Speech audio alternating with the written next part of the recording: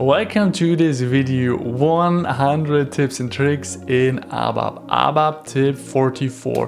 So in this video I would like to show and explain to you a very useful concept within the programming language ABAP using internal tables.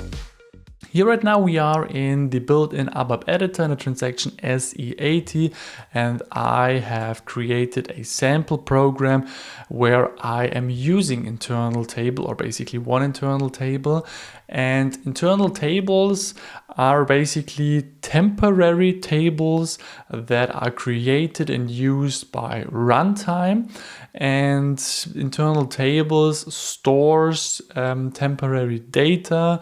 Moreover, it's being used if you would like to select data from a database table, save it into the internal table, and then make some process, make some actions on the selected data, instead of using a couple of selects, a couple of access to the database. Because if you reduce the amount or number of access to the database, then this will increase the performance tremendously. So it's really recommended using internal tables instead of making over and over again a select on the same table. So here right now we can see that I have defined an internal table, and you can do this with the declaration, so the data statement, and using a variable, and then using type table of, and then the structure, the data type of the internal table. And here we can see that I'm using the transparent table SPFLI, having a couple of components in here.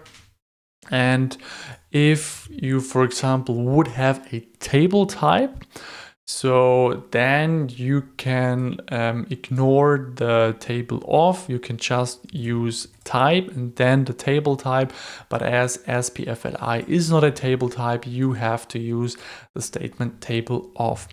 Then moreover, here I have defined a line of this internal table, so a structure, by just using type SPFLI.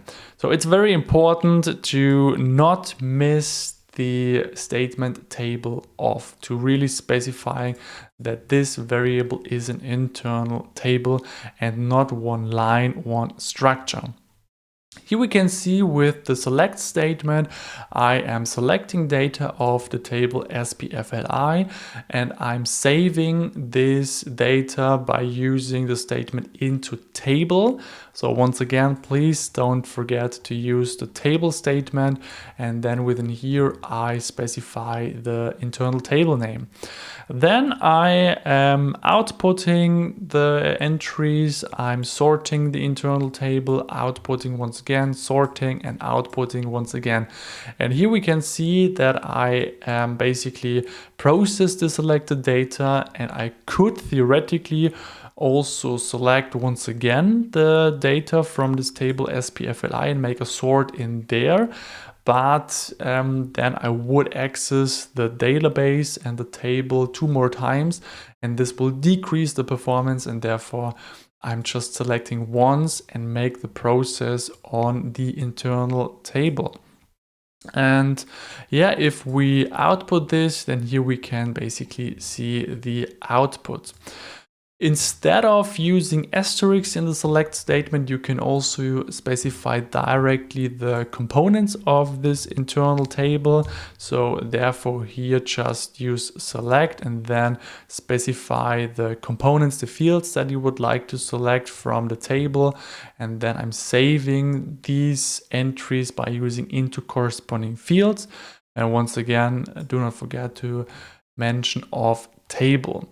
So, and then if we make a syntax check and activate this once again, then we can see that this has the same output in here. And by the way, for example, if you would like to use inline declarations for internal tables, that is also what you can do. So for example, make a select asterisk from echo into table, and then using the inline declaration add data.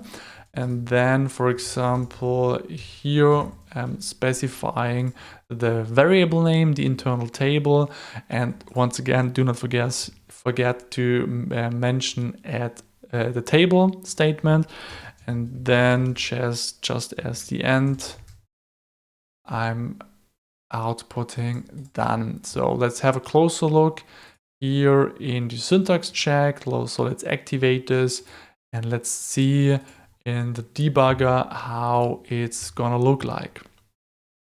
So here we are in the debugger. Let's double click on the internal table. Here we can see that the entries have been selected, and here we have the entries, and now we could make some processes on there as well. So yep, I said this. If you have any questions left, please put them in the comment section. Please like this video, and please do not forget to subscribe to not miss great upcoming videos. There are still 56 great videos about ABAP tips and tricks available. So stay tuned and see you in the next video.